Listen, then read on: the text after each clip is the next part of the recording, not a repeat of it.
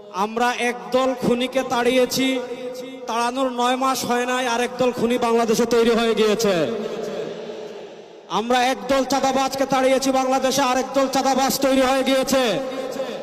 আমরা একদল দুর্নীতিবাজকে তাড়িয়েছি, বাংলাদেশে আরেক দল দুর্নীতিবাজ তৈরি হয়ে গিয়েছে।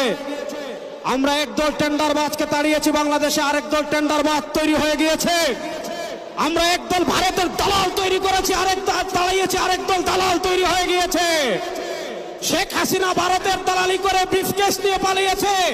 নতুন বাংলাদেশে ভারতের যারা দালালি করবেন লুঙ্গি নিয়ে পালানোর জায়গা পাবেন না। সংগ্রামী সাথী ও বন্ধুগণ, আমরা স্পষ্ট ভাষায় বলতে চাই, এদেশের রাষ্ট্র ক্ষমতায় আমরা আর কোন চাঁদাবাজদেরকে দেখতে চাই না। এদেশের রাষ্ট্র ক্ষমতায় আর কোন টেন্ডারবাজকে দেখতে চাই না। এদেশের রাষ্ট্র ক্ষমতায় আর কোন ভারতের দালালকে দেখতে চাই না। ইসলামকে রাষ্ট্র ক্ষমতায় নেওয়ার জন্য প্রস্তুত আছেন না? ইনশাআল্লাহ। ইসলামী আন্দোলনের মোহতারাম আমির পীর সাহেব চরমোনাই ঘোষণা দিয়েছেন, ইসলাম দেশ ও মানবতার পক্ষে এবার ভোটের বাক্স একটা হবে ইনশাআল্লাহ।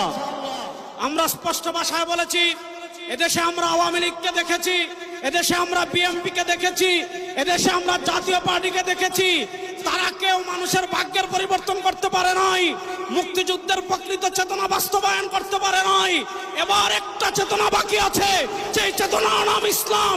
ইসলামকে রাষ্ট্র ক্ষমতায় নিয়ে সব দুর্নীতি দুঃশাসনের অপসারণ করবো ইনশাআল্লাহ। সর্বশেষ একটা কথা বলে আমি আমার বক্তব্য শেষ করব।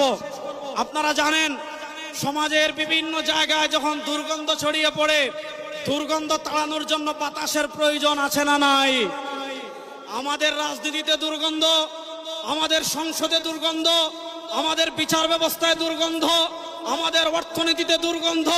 52 বছর যারা রাষ্ট্র পরিচালনা করেছে, এদেশের সারা দুর্গন্ধই ছড়িয়েছে। এই দুর্গন্ধকে দূর করার জন্য বাতাসের প্রয়োজন আছে। সেই পুরা বাংলাদেশে এবার বাতাস হবে হাত পাখা ইনশাআল্লাহ। সেই হাত পাখার বাতাস ছড়িয়ে দেওয়ার জন্য প্রস্তুত আছেন না নাই? আরে ভাই, আমাদের কোন মার্কা আছে?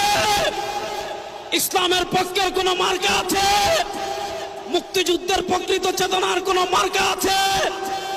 ভারতীয় আধিপত্যবাদ মোকাবেলার কোন মার্কা আছে? ওরে কোন সে মার্কা? সবাই বলো, এবার যাবে সারা বাংলায় বিশ্ব